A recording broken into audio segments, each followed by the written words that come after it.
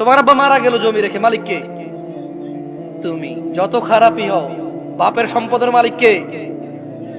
যত খারাপই হোক, বাপের পরিত্যক্ত জিনিসের মালিক কে? সন্তান। তো তুমি একটা জিনিস চিন্তা করে দেখো তো, যদি তুমি মুসলমান না হয়ে মরতে পারো, যদি মরো, তুমি কি জান্নাত পাবা?